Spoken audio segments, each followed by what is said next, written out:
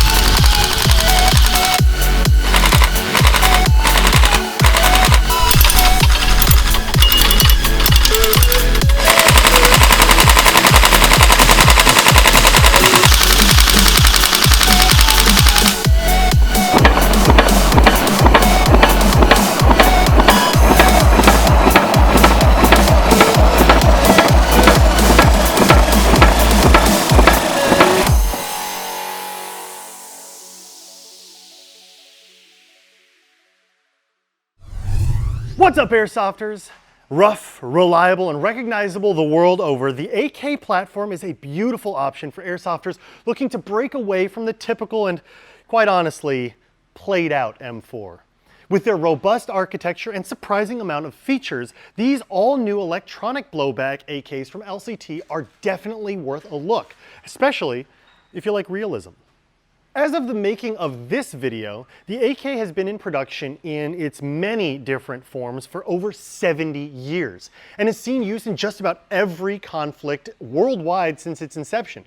The guy that invented the AK, Mikhail Kalashnikov, was a badass. Go look up his story. He's totally worth it.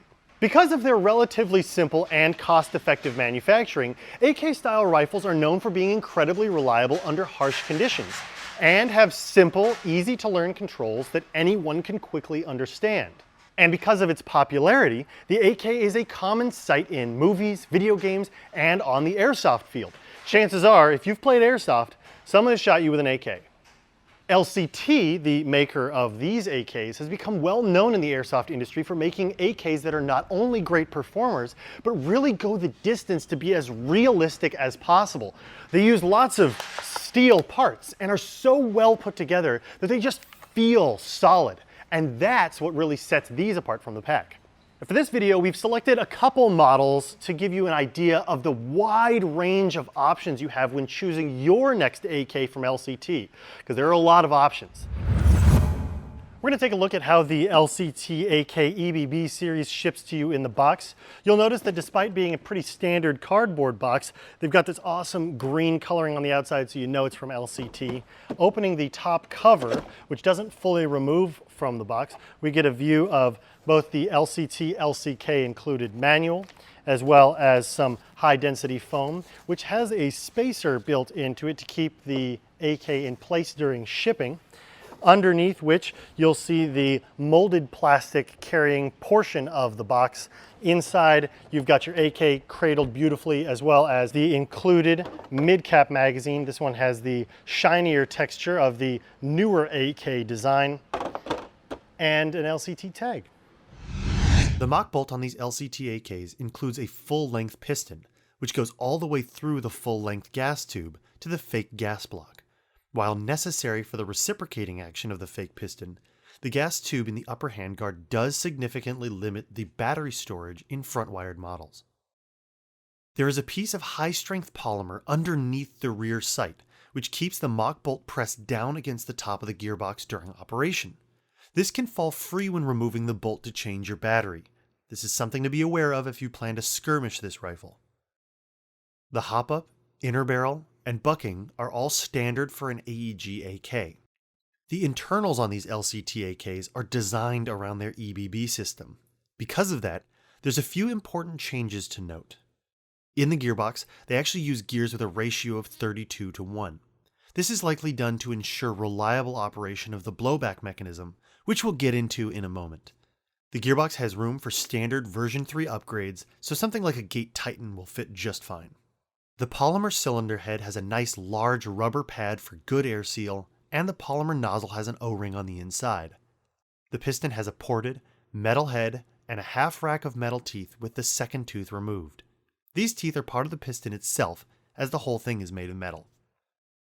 The cylinder has a unique cut on top, which makes way for the hook that's part of the all-metal piston. This acts like a port, affecting compressible volume of the cylinder. An aftermarket cylinder will need to be modified with this cut to allow for the EBB system to operate correctly.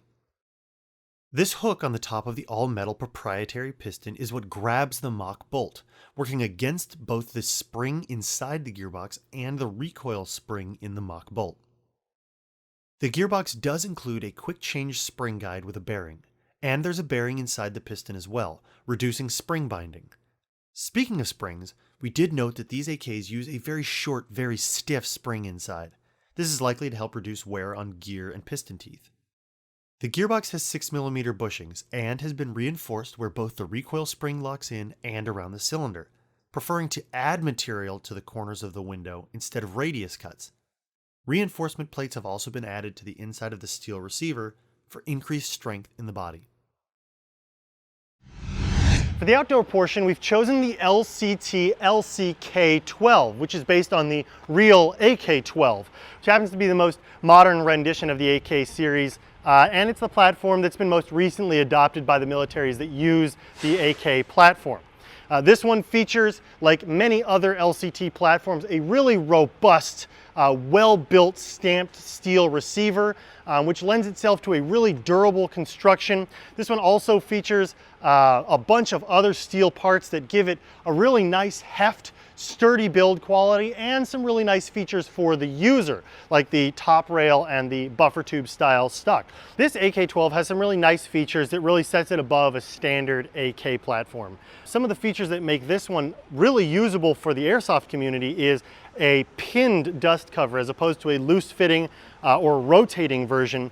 This pinned version allows the whole dust cover to slide off towards the rear to give you access to the internals, but that pinned functionality means that you're going to have better zero holding for your optics that are riding on this top rail, something not shared with other AK platforms. They've also given you a ton of rail space up front for an AK, so you can attach a variety of accessories. The accessory rails on the sides, the 6 o'clock position, and at the 12 o'clock position give you plenty of space to mount those accessories as well.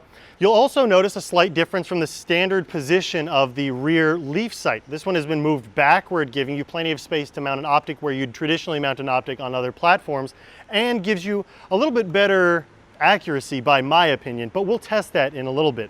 Further out back here, we've got a multi-position retractable stock on a folding buffer tube.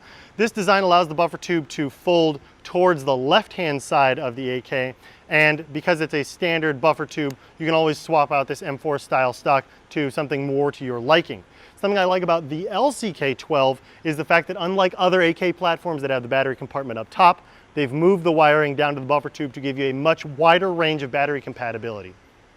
One other feature on the outside that's shared by many AKs, but a lot more often on the more modern versions, is the ergonomic select fire switch, allowing you to select fire with one hand as opposed to reaching under and changing or reaching over and changing, something I really like. Speaking of select fire switch, let's fire off a couple rounds.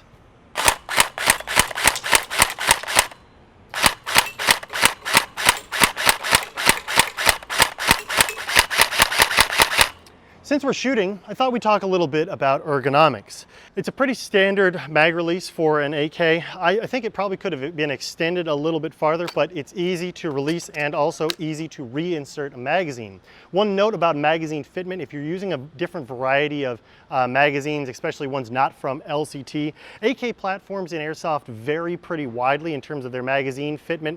So if you do have any issues with magazine fitment, you may have to file down the front lip or fine-tune that fitment to get things to fit just so. One other note about ergonomics is the ergonomic pistol grip. There are a pretty wide range now of grips available for the AK series. I particularly like this one. I think it's really comfortable and ergonomic, and I like that. But because it's a pretty standard AK chassis, you can always swap this out to a grip of your liking without having to worry about readjusting your motor height. And that's where we got into that version 3 gearbox having that motor cage, which is fantastic.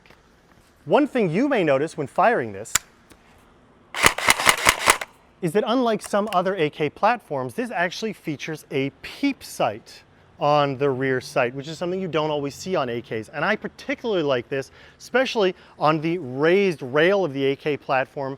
You really don't have to dive your chin into this to get a good sight picture. And that means adding optics without risers is really easy to do with a mask on. For an airsofter, that's huge.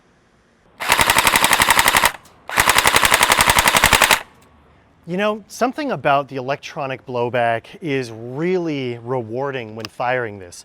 And that's partially because the EBB system in the LCT uses a full travel, full weight steel bolt, and this thing moves. That movement gives you a really realistic recoil, although that added weight is extra taxing on your battery. So if you're noticing a slight decrease in rate of fire, it's probably because of that huge bolt. Since we've got the bolt locked halfway back, that gives us a good view of our hop-up unit.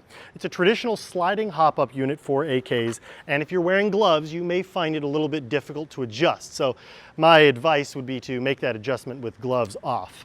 Really easy to adjust, and because of that extra barrel length of it being an AK, you've got tons of accuracy on this thing for a given length. But enough about talking about the hop-up and the bolt. Let's see this thing in slow motion.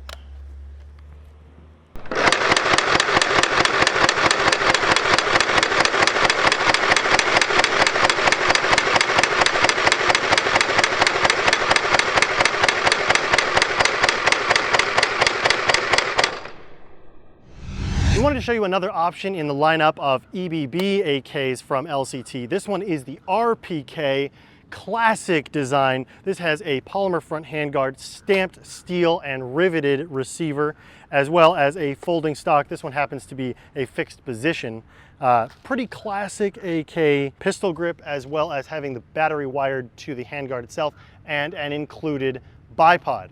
Now this one's got a little bit longer barrel, so I moved all the way out here to 100 feet to show you what kind of accuracy these bad boys can have even out at this distance. Let's see how it does.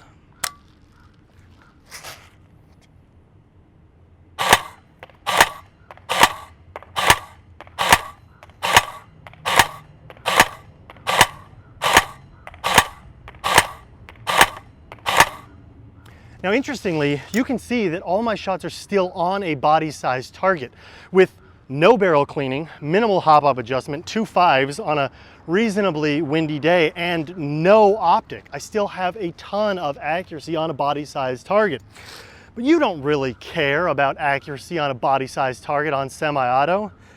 Let's do what the AK platform was designed to do. Rock this bad boy on full auto. To do that, I've attached the all-new Angel Custom Thunderblock electric 2,000 round drum or box magazine. This baby features a push button to wind, and with 2,000 rounds, I'd say it'd be pretty easy for us to eliminate all 3 of our cardboard targets.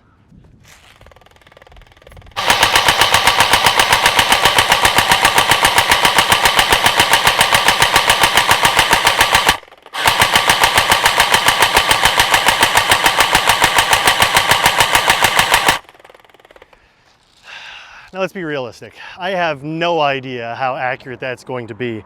The reality is, with this heavy cycling bolt and the really rewarding feeling of firing this baby on full auto with that cycling action, does it really matter how accurate it is? It's just so much fun. It feels awesome. It's got this excellent heavy weight, and that recoiling action really makes this thing worth checking out. For the chrono test, I've put 0.20 gram BBs in an AK magazine, and I've thrown an 11.1 volt LiPo battery in this, mostly because it's easier to fit in the battery compartment. Let's go ahead and see what it does on semi and full auto.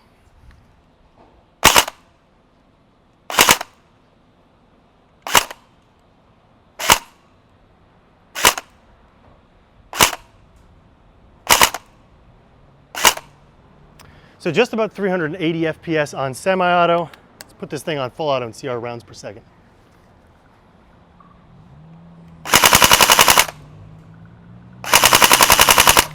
So with an 11.1 volt LiPo battery, we're seeing about 10 to 11 rounds per second at about 380, 390 FPS. Great for outdoor shooting, and if realism is your game, that heavy cycling bolt feels super realistic and looks cool. To give you an idea of the performance of the longest barreled option in the range from LCT, I brought the RPK out also with an AK mag filled with .20s. The nice thing about the RPK and pretty much all of the AK platforms is they all take standard AK sized magazines. So whether you decide to rock a drum, box, or a standard AK mag, they're all really widely compatible. Now in this one, I've had to use a 7.4 volt LiPo battery, and that's because at the time of this filming, it's really the only battery I could get to fit in this polymer handguard. Your results may vary, and you may be able to find an 11 one that fits in here, but I'm wondering how that affects the rate of fire. Let's see.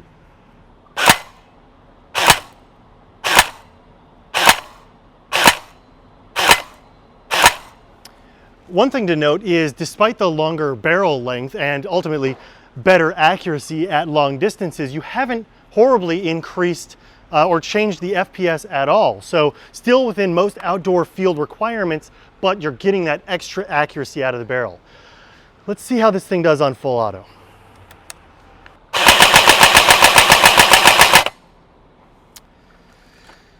Bumping up the FPS a little bit on full auto to 398. We are getting a rounds per second of about 7. Now again, that's because 1, the 7.4 I've got in here, and 2, that heavy cycling bolt, which realism points off the charts. Rate of fire points, maybe not so hot. With the LCT EBB AK series, realism is the name of the game. Not only are they super robust and very realistic in all of their functionality, that realism can be a bit of a double-edged sword. With Airsoft becoming a faster and faster paced game, sometimes the added weight, brought about by that extra realism can be fatiguing to an Airsofter that isn't willing to lug around that additional weight. Additionally, because of the realism added by the electronic blowback functionality, in platforms that don't have a rear-wired setup with a buffer tube, your battery storage options can be limiting, as with the case on the RPK. Now that's not a huge negative, because if you do your research and you find a battery that fits, you'll be rewarded with a realistic platform that gives you realistic performance. With that said, finding a battery choice can be a bit difficult. One other thing I'll mention, which is sort of a negative, but not really, depending on what era of AK you've chosen to use, whether it be one of the older ones in history or one of the more modern versions with more attachment space for accessories, you may or may not have enough rail space for the attachments that you want to use in Airsoft. Thankfully, because this is true to size of a real AK, the attachable furniture available for the AK platform gives you a really wide range of options in terms of getting yourself some accessory mounting positions. Does that mean that if you have a version that comes factory without rail attachment points that you'll have to spend extra money to add on a handguard that gives you some more attachment points?